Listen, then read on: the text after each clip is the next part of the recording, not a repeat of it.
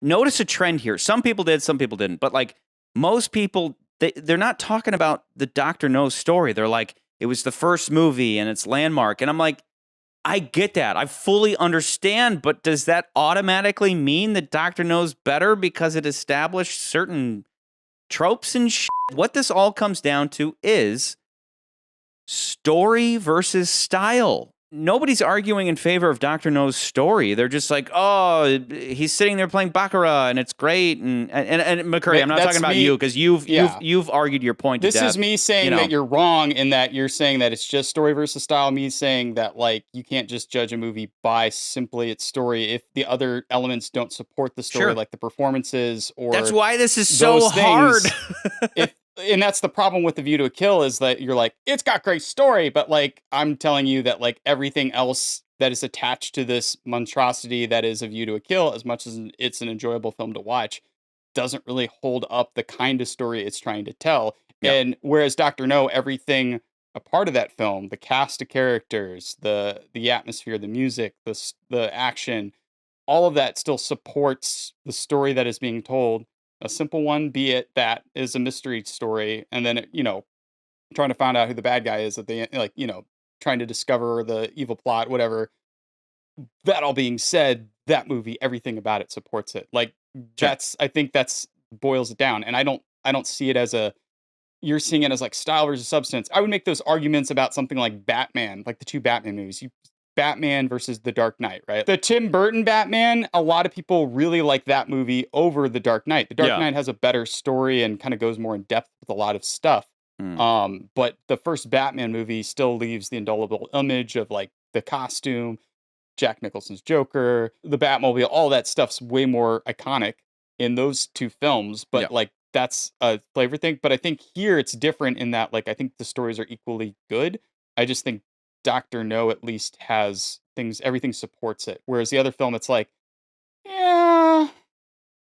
Well, okay, a little dude, old. You know what I mean? On that note of Batman, right? Like I wrote in my notes at one point that like there's a certain thing that happens where people are like, and I think it's the case with Secret Service. I don't want to go down the Secret Service rabbit hole, but I think that with Secret Service, there's a certain element of like, it's cool to be retro and people like an older thing and then they shit on the newer thing. And so you're right. Like some people are like, yeah, 1989 Batman is better than The Dark Knight. And it makes people go, oh, because objectively speaking, Dark Knight is the better movie.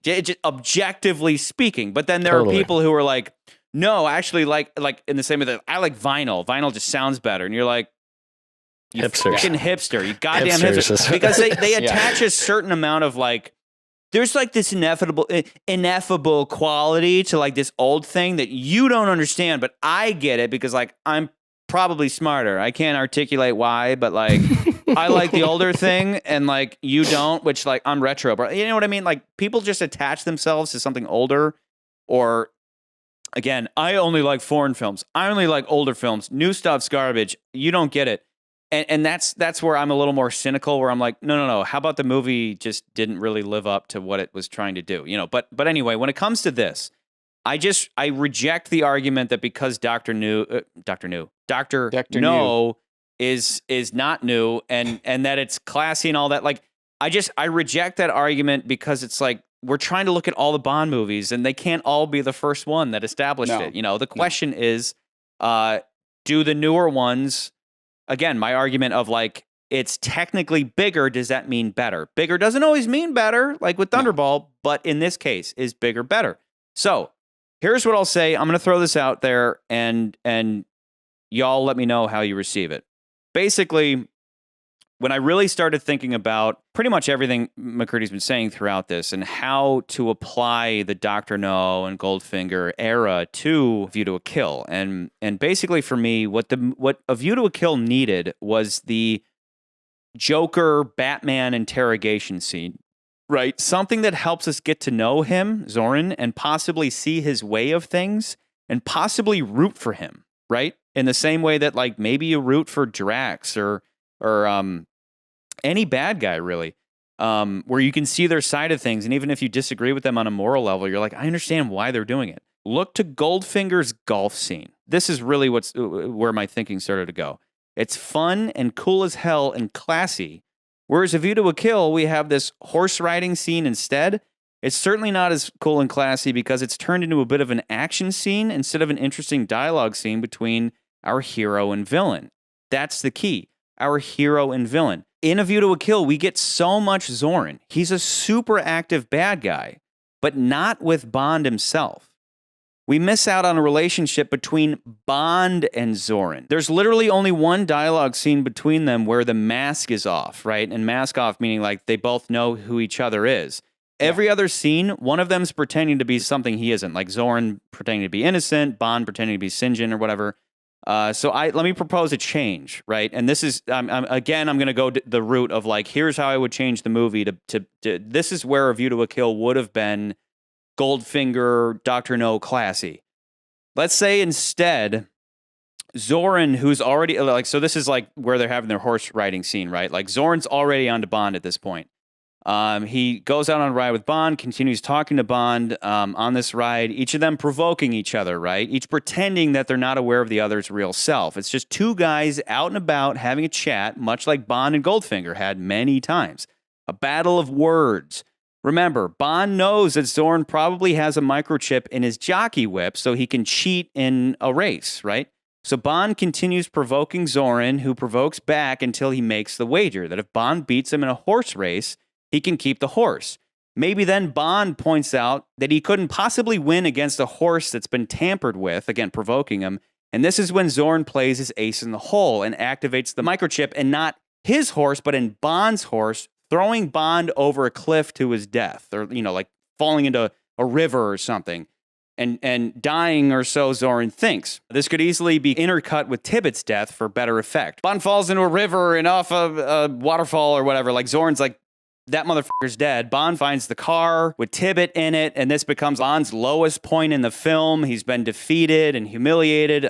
Either way, we needed a scene like this to better grow a relationship between Bond and his adversary while giving us a sense of why Zorin is doing what he does. What we got instead were 3 interactions. There's literally 3 interactions between them, and then the fight at the end, but nothing that really grows a relationship between them, as well as building up Zorin's motivation. And this is important in Bond movies. His motivation seems obvious. Again, like I said, he's just like a psycho, wants to take over the world. Backstory. But to have it delivered to Bond in the style of Goldfinger or Dr. No would have been a nice touch, a Bond movie touch. Like, okay, imagine Zorin, you know, he's been riding with Bond a bit. They're talking, and like his backstory comes out, and he's talking about being a concentration camper, being a camper. We lived in the camps like animals. I learned from my mother that people are like sheep. I vowed to never be a cattle, like this horse I'm riding. There's a little visual metaphor. He's riding the horse. People are sheep, people are cattle, people are horses. I'm on top of them, right? Like something as simple as that would have made this a little bit more of a profound movie. We needed to hear the backstory from the man himself and not just from Chuck Lee from the CIA, right? Like, and that would have, at that point, maybe you start, even though Zorin's a psycho, maybe you start rooting for him because he did, like, he came from shit and he's like, you know, like coming from a concentration camp, you might be like, you might have a complex that requires you to run the world so that you won't ever be put in that position again. Like Magneto well, or something. Not only that, you're experimented on, your mother's experimented on. Yeah, and exactly. So again, like, I'm never going to be an animal again. You know, everybody else is a sheep but me. All in all, it's a difficult sell because A View to a Kill is so much better in so many departments. It's not just bigger, as in the case of Thunderball, where it wasn't necessarily better. It's bigger and better in my book. But the counter argument is one of nostalgia and class, and I get it. That's something that's hard to beat, especially when the movie does have some ridiculousness. But Dr. No does have the actual sit down with Dr. No, where we get to know him and his strange motivation to glorify Spectre and the whole East-West thing. And you really cannot make the argument that Dr. No could have been better than it is. In this department or any other department, Dr. No's relationship to Bond, in which he keeps Bond alive to potentially recruit him, is more of a compelling relationship than Bond and Zorin ever have together, and their complete lack of a connection. I only gratify your curiosity because you're the one man I've met capable of appreciating what I've done. And on these grounds, I'm willing to concede that Dr. No is better.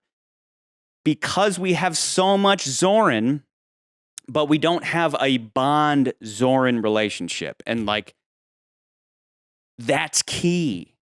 That's fucking key. It's funny you say that because all the movies that we've talked about have a villain hero relationship. It's just like there's not really much here in this film. But like, I mean, even the analogy films we were talking about, like Batman and The Dark Knight, like Batman 89 has at least some kind of connection where, they even have moments together and you get a little sense of Joker's twistedness. And then even like him realizing like, oh, you killed my parents. And then, he's like, I killed a lot of kids, and like realizing like it never really mattered to him because he killed tons of people in his lifetime.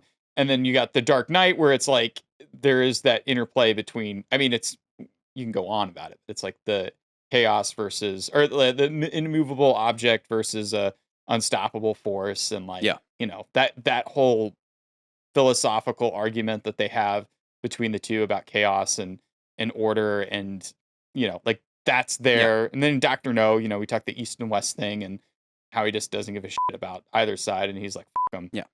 Dude, okay, imagine The Dark Knight though without the Joker interrogation scene.